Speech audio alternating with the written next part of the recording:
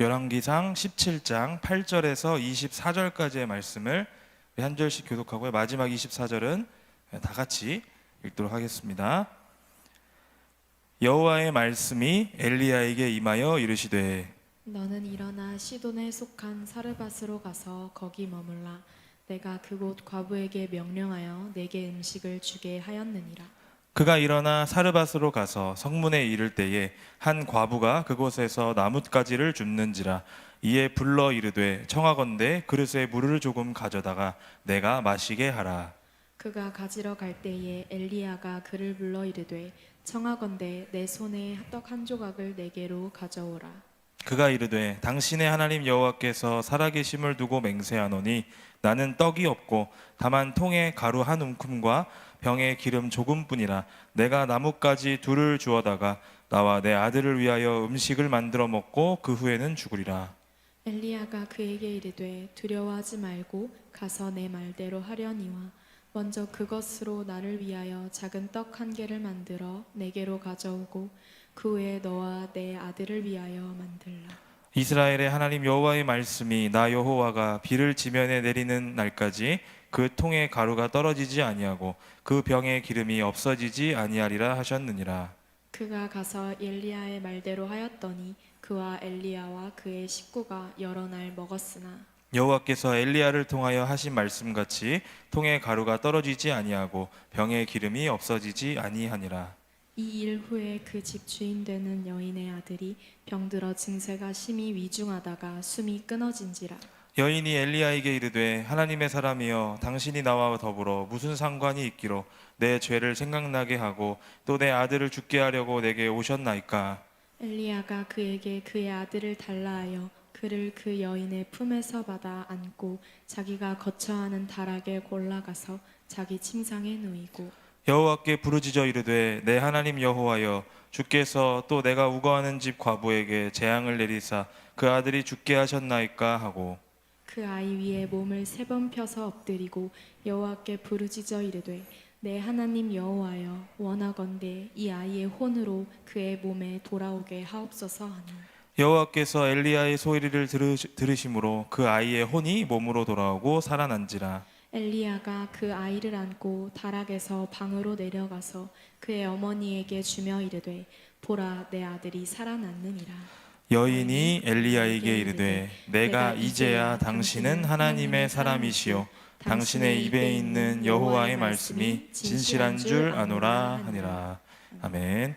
네, 오늘 이 본문 말씀을 중심으로 하나님의 사람이라는 제목으로 말씀을 전하도록 하겠습니다.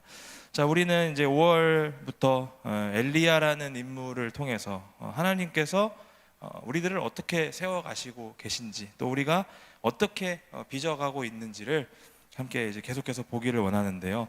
지난 주일에는요 우리가 엘리야라는 인물이 바알의 시대 속에서 나왔다라는 것을 통해서 자, 우리가 사는 이 시대가 아무리 악하고 영적으로 타락한 시대여도 하나님은 엘리야와 같은 사람을 준비시킨다라는 사실을 이제 함께 보았습니다.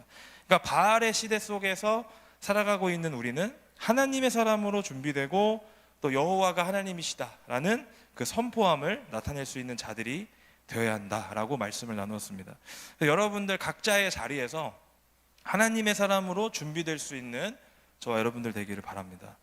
여러분들 그런 삶이 참 귀한 삶이고 또 희망을 노래하고 계속해서 하나님을 전할 수 있는 그런 삶이 하나님께서 우리에게 원하시는 것이라는 것을 다시 한번 깨달을 수 있길 바랍니다. 자, 오늘은 지난주일 말씀에 이어서요 열왕기상 17장 나머지 부분의 내용을 중심으로 해서 자, 우리가 바알의 시대 속에서 하나님의 사람으로 인정받는 자들이 되기 위해서 어떠한 모습으로 나아가야 하는가 함께 나누어 보기를 원합니다. 자, 오늘 본문의 17장에는 사르밧 과부라는 사람이 등장합니다. 자, 우리 사르밧 과부에 대한 이야기를 이제 간단하게 살펴보면 이렇습니다. 시돈이라는 지역에 사르밧이라는 동네가 있어요. 여기에는요 한 과부가 살고 있는데 너무 가난하게 사는 터라서 어려운 하루하루를 보내고 살아가고 있었습니다. 자, 그런 과부에게 하나님은 엘리야를 보내십니다.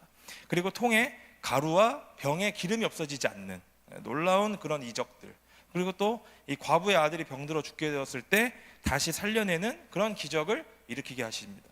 그래서 이를 통해서 엘리야는 이 과부에게 어떤 소리를 듣게 하느냐? 오늘 말씀 24절 말씀해 보시면 이렇게 말씀합니다.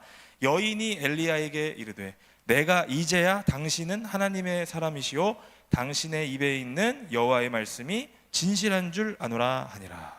네. 이렇게 말씀을 듣고 오늘 본문이 마무리가 돼요. 그러니까 하나님의 사람입니다. 또 여호와의 말씀이 진실한 줄을 알게 되었다라는 이야기를 듣게 되면서 오늘 이야기가 마무리가 된다는 거죠. 자, 우리가 보통 하나님의 사람이라고 이제 말을 떠올리면 보통은 선지자, 구약에 등장하는 어떤 선지자를 뜻하는 말이 하나님의 사람입니다. 그래서 엘리야가 선지자를 대표하는 인물이기 때문에 이 과부에게 이런 말을 들었다라는 것은 어찌 보면 당연한 일일 수도 있어요. 이적을 일으키고 놀라운 일들을 보여주었기 때문에 하나님의 사람이다라는 말을 들은 것은 어찌 보면 당연한 걸 수도 있습니다. 그런데 하나님의 사람이라는 것이 단순히 하나님께서 특별히 부르시고 또 말씀을 맡아서 선포하게 하는 그런 사람이라고만 생각하면은 오늘날을 살아가는 우리에게는 어떠한 것으로 받아들일 수밖에 없느냐? 목회자 같은 어떤 특별한 일을 하는 사람들 정도로 지칭한다라고 생각할 수밖에 없어요. 그러니까 우리의 한계가 거기에 있다는 거죠. 하나님의 사람이라고 하면 나랑은 관계가 없이 우리 교회 목사님을 말하는 것이구나 이런 개념으로 생각할 수 있다는 거예요. 한데 그렇지 않다는 거예요. 하나님의 사람이라는 말은 하나님으로부터 부름을 받는 사람 혹은 하나님께서 선택하신 사람이라고 볼 수 있어요. 우리 모두를 지칭하는 말입니다. 우리는 다 하나님께서 예수 그리스도를 통해서 부르시고 선택하신 사람들이에요. 그래서 이 말을 듣는다는 것은 우리 모두에게 다 통용되는 말이라는 것을 우리는 기억해야 됩니다. 그리고 하나님의 사람은 어떤 것과 연관이 있느냐? 우리가 보지는 않았습니다만 지난 주일에 16장에 등장했던 엣바알이라는 말과 대조가 되는 단어입니다. 엣바알이 무슨 뜻이었습니까? 바알에게 속한 사람, 바알의 사람이라는 뜻이었어요. 그래서 이세벨이라는 아합의 왕비가 이 엣바알이라는 사람의 딸이었죠. 그런데 이 하나님의 사람, 하나님께 속한 사람이라는 말의 의미와 대조되는 것을 통해서 하나님의 사람은 어떠한 사람이구나 라는 것을 우리로 하여금 알게 해주는 것이죠.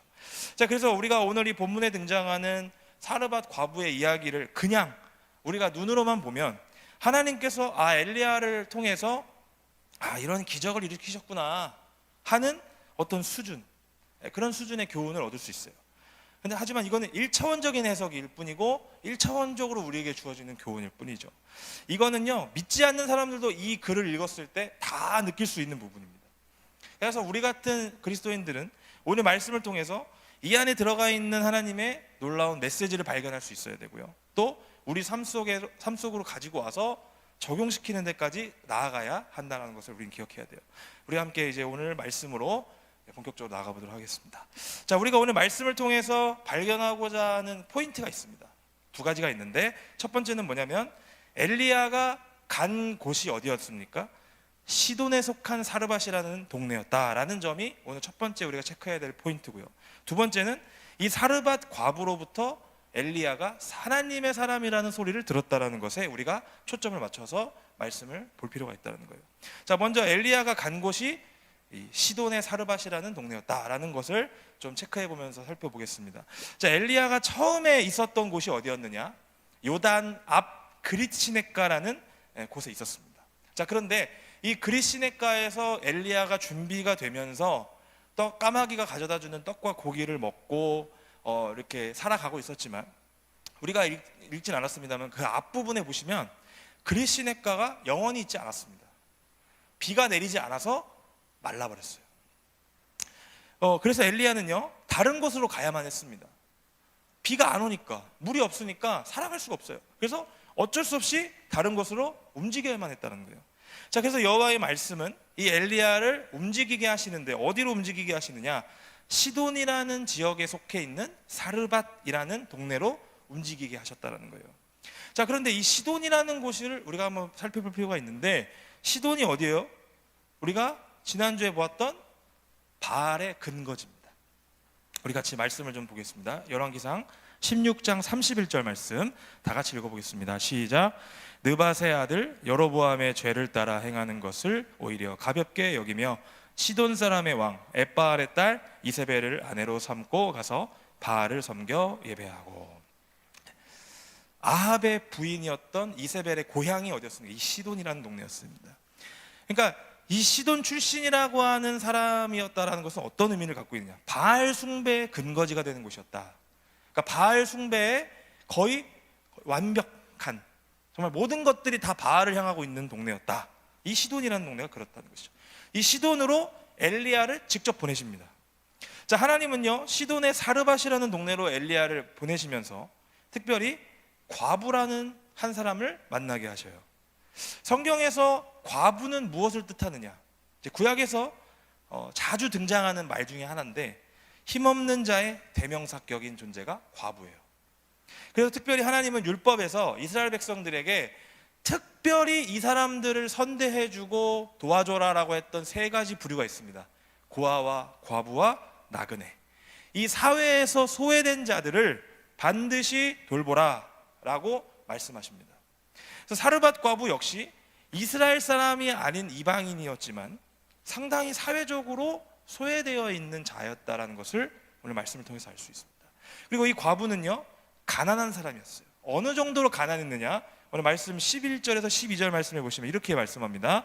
그가 가지러 갈 때에 엘리야가 그를 불러 이르되 청하건대 내 손에 떡 한 조각을 내게로 가져오라. 그가 이르되 당신의 하나님 여호와께서 살아계심을 두고 맹세하노니 나는 떡이 없고 다만 통에 가루 한 움큼과 병에 기름 조금뿐이라. 내가 나뭇가지 둘을 주워다가 나와 내 아들을 위하여 음식을 만들어 먹고 그 후에는 죽으리라. 네. 이렇게 말을 합니다. 자, 엘리야가요 나뭇가지를 줍고 있는 과부에게 떡 한 조각을 가져오라고 합니다. 그러니까 우리 한국적인 정서에서는 좀 이해가 안 가죠. 나뭇가지 줍고 있는 여자한테 가갖고 좀 떡 좀 줘봐요, 이거잖아요 지금. 그러니까 이게 한국인의 정서에서는 정말 예의가 없고 정말 무례한 사람이요. 뭐 제가 숨 쉴 듯이 무례하다는 사람들이 있는데 우리 청년들 중에 뭐 그런 개념인 거죠. 너무 무례한 거예요. 근데 이 당시에는 왜 나그네들이 이렇게 할 수 있었냐면은 이 고대 근동 사회에서는 나그네를 선대를 해줘야 돼요. 무조건 대접해줘야 돼요. 왜? 율법으로도 그렇고 분위기상 그래요. 사회적인 분위기상 나그네를 잘못 대하면 자기 집에 큰일이 일어난다고 생각했기 때문에 저 사람 딱 보면 우리 동네 사람 아니잖아요. 그러면 잘해줘야 됩니다. 그래서 엘리야가 그걸 알고 있는 상태에서 그런 문화 속에서 떡 하나를 달라고 한 거예요. 물도 달라고 하고.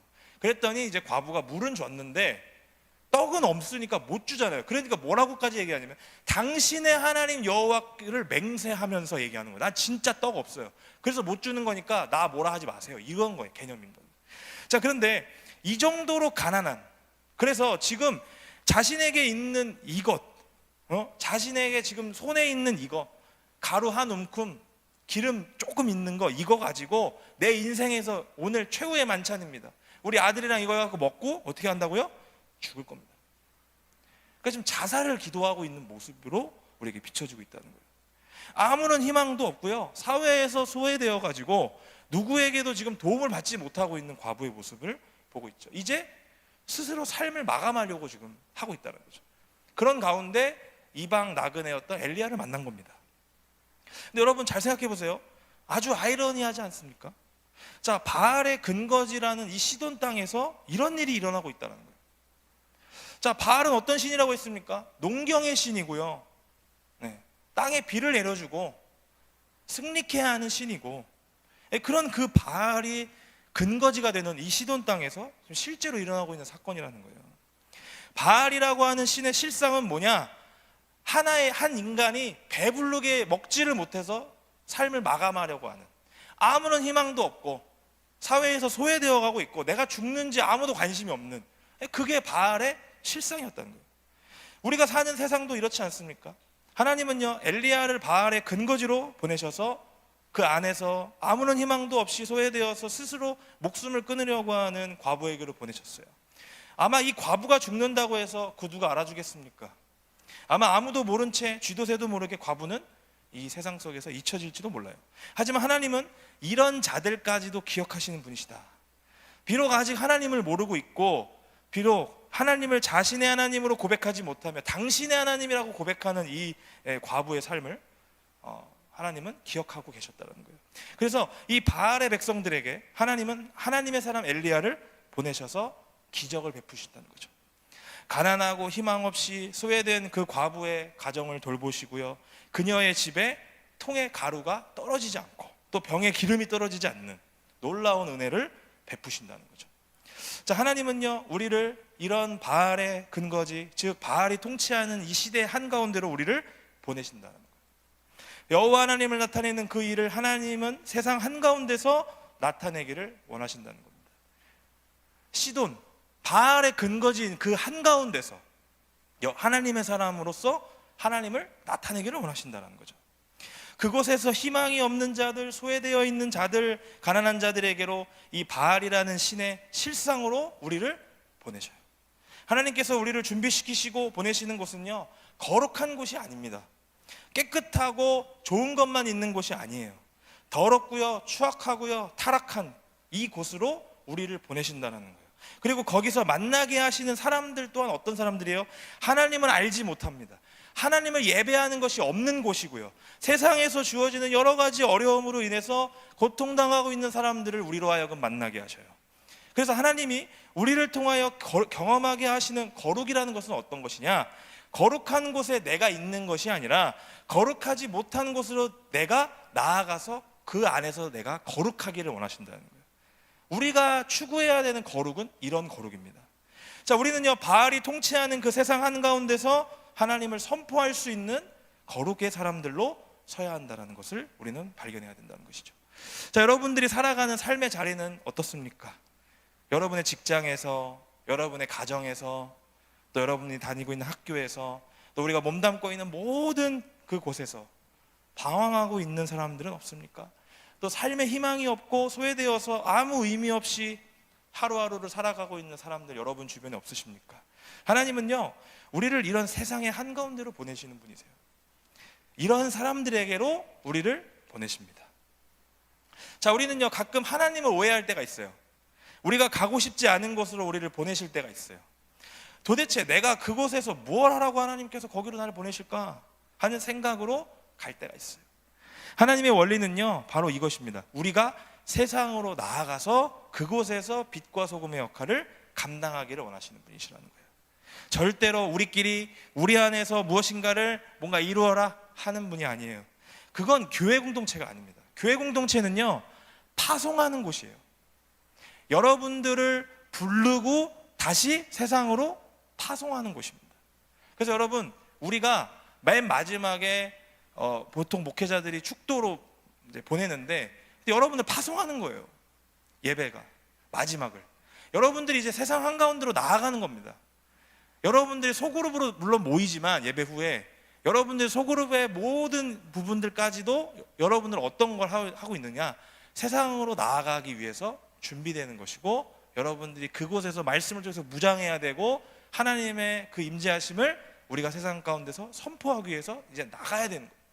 교회는 그런 파송하는 곳이에요. 절대 우리끼리 모여가지고 우리끼리만 뭐 하고 이런 게 아니라는 거죠. 우리에게는 파송해야 되는 사명이 있는 것입니다.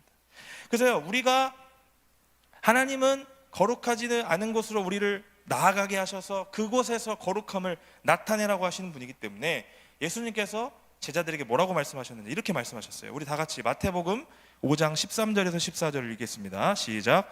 너희는 세상의 소금이니 소금이 만일 그 맛을 잃으면 무엇으로 짜게 하리요? 후에는 아무 쓸데없어 다만 밖에 버려져 사람에게 밟힐 뿐이니라. 너희는 세상의 빛이라. 산 위에 있는 동네가 숨겨지지 못할 것이요. 아멘. 그리고 또 이렇게 말씀하셨습니다. 마태복음 9장 12절 말씀을 다 같이 읽겠습니다. 시작. 예수께서 들으시고 이르시되 건강한 자에게는 의사가 쓸데없고 병든 자에게라야 쓸데있느니라. 아멘. 이 말씀들의 공통점이 있어요. 뭐냐? 세상으로 나아가서 예배가 없는 자리에 바알의 통치 안에 놓여있는 슬픈 자들, 아픈 자들, 희망을 잃고 하루하루 살기 힘든 자들에게로 나아가라는 데 말씀에 주제가 있다는 것이죠. 그게 우리 삶의 자리에 분명히 있다라는 거예요.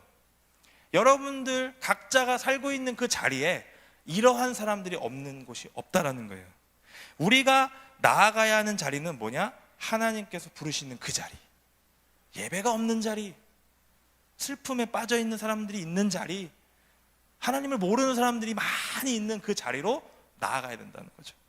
바라기를 우리의 삶의 자리에서 지금 하나님의 은혜가 필요한 사람이 누구인지를 고민해 보기를 소망합니다.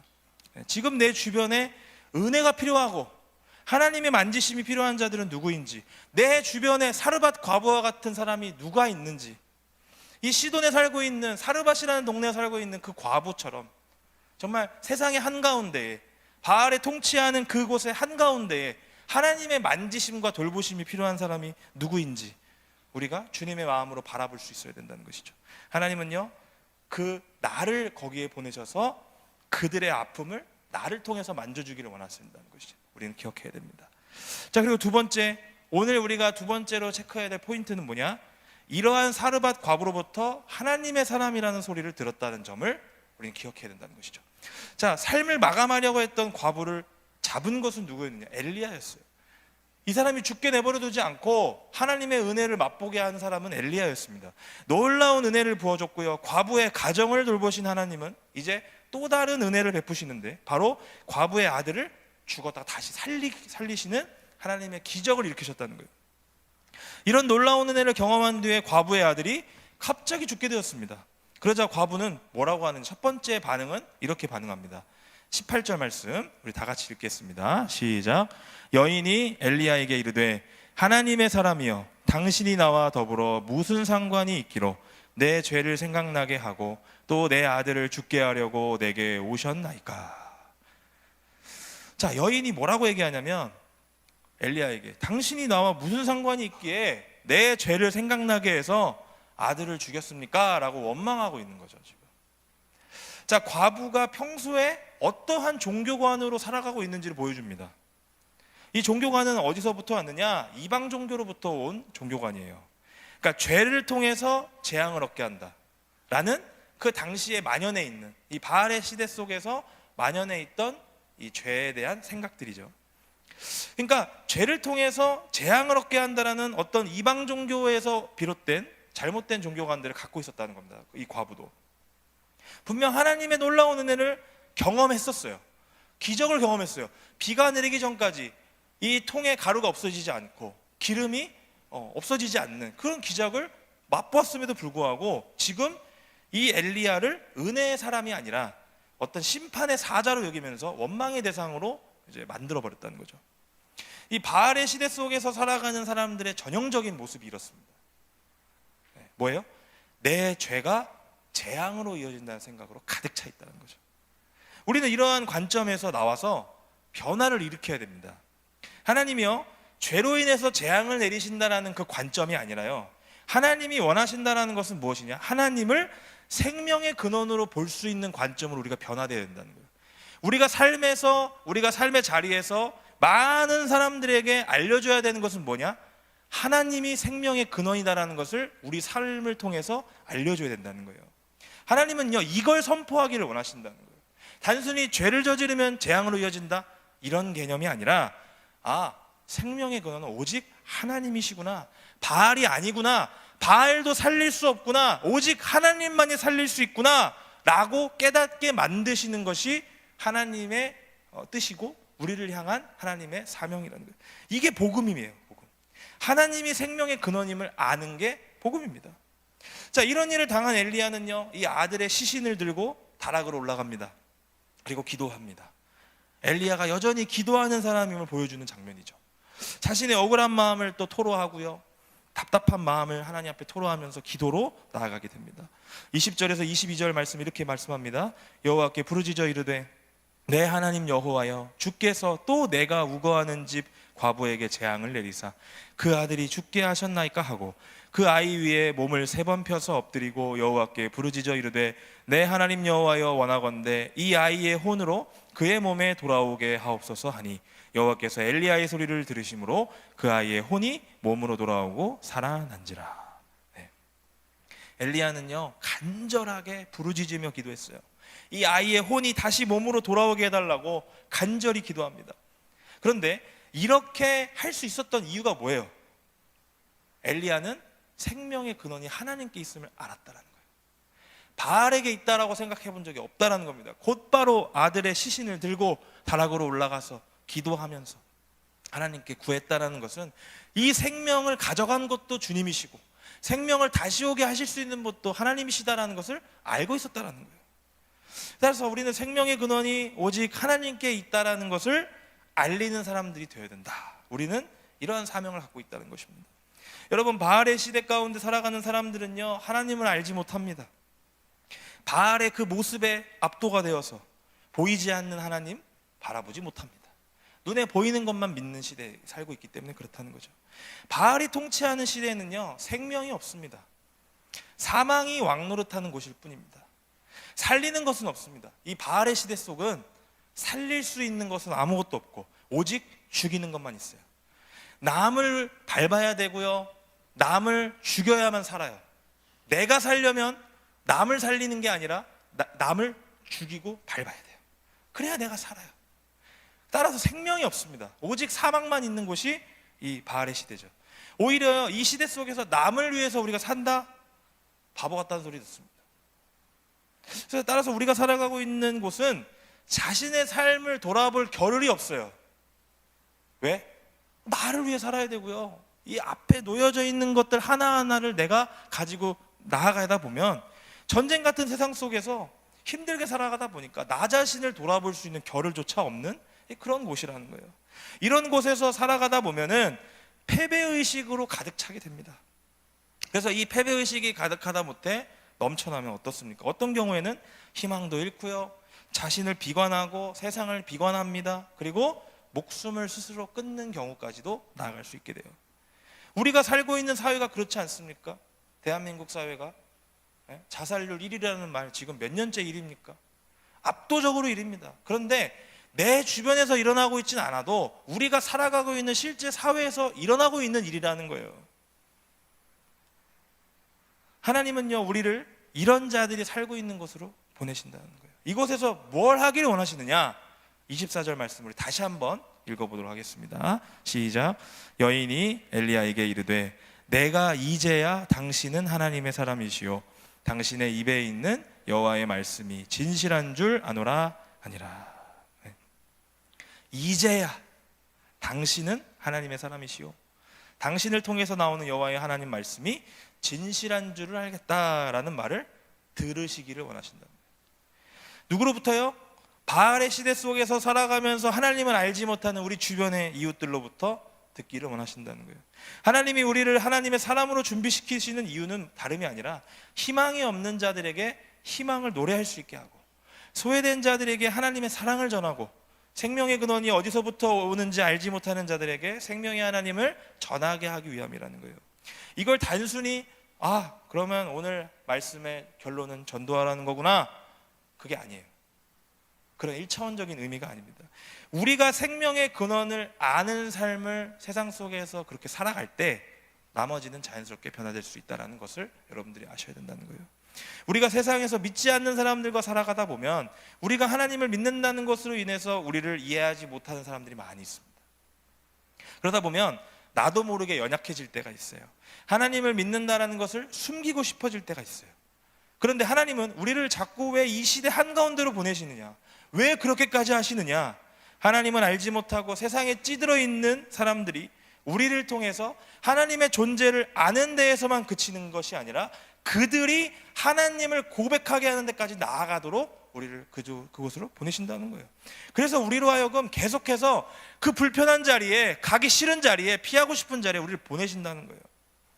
세상 한가운데서 하나님의 사람으로 부름받아 살아가는 것은 너무나도 힘들고 어려운 일입니다. 분명 이 일을 감당하는 건 역시나 피하고 싶은 것이죠. 하지만 하나님은 나의 믿음을 더 넓혀가게 하셔요. 내가 있는 그 삶의 자리에서 나의 믿음으로 인해서 내 주변이 생명이 넘쳐나기를 원하시고, 내가 하나님을 믿는 사람이라는 것을 다른 사람들이 아는 데에 그치지 않고 그들이 하나님을 고백하게 되는 데까지를 원하신다는 거예요. 바로 이를 위해서 나를 그곳으로 보내시는 것입니다. 여러분, 이런 이야기를 들으시면 불편하십니까? 그냥 교회만 다니면서 살고 싶은데 자꾸 나한테 삶의 미션을 주는 것 같아서 불편하고 듣기 싫으십니까? 하나님의 마음은요, 그 불편한 곳에 있음을 우리는 기억해야 돼요. 내가 원하는 곳, 내가 가고 싶은 곳에 있지 않습니다. 하나님은 나의 마음을 하나님께서 불편하다고 생각하시는 곳으로 가기를 원하신다는 거예요. 우리는 그 불편을 감수하고 나의 삶의 자리에서 신앙의 스펙트럼을 넓혀가야 된다는 것이죠. 생명의 근원이 하나님이라는 것을 아는 믿음으로 우리 삶의 자리에서 살아내야 돼요. 이렇게 살아갈 때 비로소 세상에 만연해 있는 이 아합과 바알과 아세라의 선지자들과 싸워서 이길 수 있게 되는 겁니다. 세상에서 승리하는 삶으로, 능력 있는 삶으로 우리가 나아가게 되는 것이죠. 바라건대 우리 모두가 세상에서 하나님의 사람으로 서게 되기를 축원드립니다. 하나님의 능력이 나의 삶의 자리에서 나타나서 그 믿음으로 사람들에게 인정받을 수 있는 저와 여러분들 되기를 주님의 이름으로 축원드립니다.